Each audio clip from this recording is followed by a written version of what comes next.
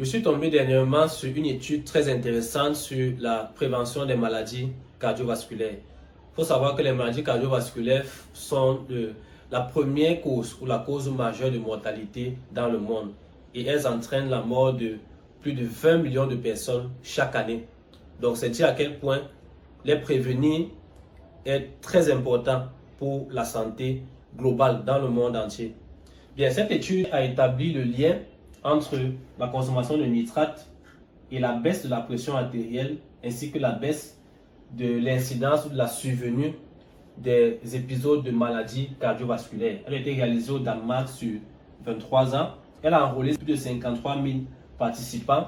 Et il faut dire d'ailleurs qu'au début de l'étude, lorsqu'ils prenaient les paramètres des différents groupes de personnes, ils ont constaté que chez ceux qui étaient déjà habitués à consommer beaucoup de nitrates, énormément de nitrates par jour, environ 141 mg par jour, la pression artérielle de ce groupe de personnes était plus faible que soit la pression systolique ou la pression diastolique.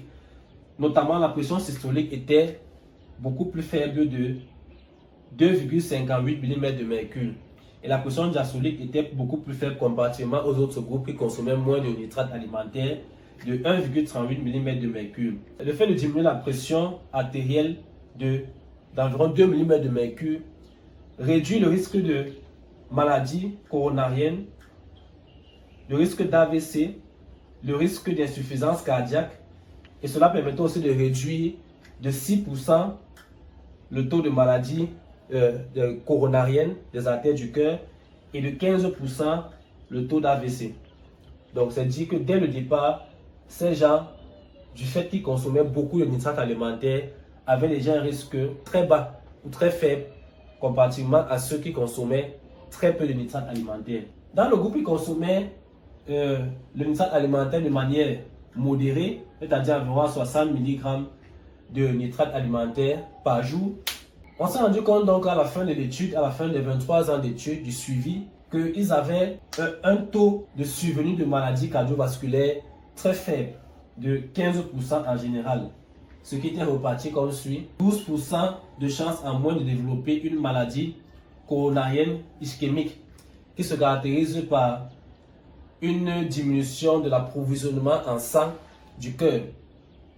15% en moins de chances d'être hospitalisé pour cause d'insuffisance cardiaque.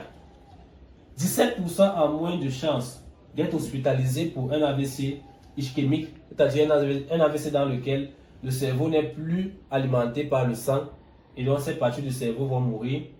Et 26% de chances en moins de développer les maladies des artères périphériques.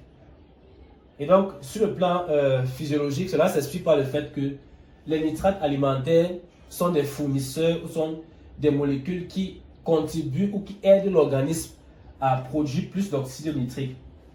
Et l'oxyde nitrique est connu pour être bon pour la santé du cœur et des artères parce que c'est un vasodilatateur naturel. C'est-à-dire que lorsqu'il est présent, il contribue à augmenter le calibre ou le diamètre des vaisseaux sanguins. Donc, il contribue à la vasodilatation des artères, ce qui contribue donc à réduire la pression artérielle et à réduire donc le risque de maladie cardiovasculaire. Quels sont les aliments que ces personnes ont beaucoup plus consommés pour avoir ce nitrate alimentaire? Le nitrate alimentaire, donc, dans cette étude, provenait beaucoup plus de la laitue à 41%, des patates douces à 22%, du céleri à 10%, des carottes à 5% et des épinards à 3%. Donc, pour pouvoir bénéficier de nitrate alimentaire pour votre santé cardiovasculaire, veuillez consommer davantage de ces aliments, surtout des légumes à feuilles vertes tels que la laitue, le chou et l'épinard. Merci d'avoir regardé cette vidéo et si vous n'êtes pas encore abonné, je vous invite à vous abonner afin de ne pas manquer ma prochaine vidéo.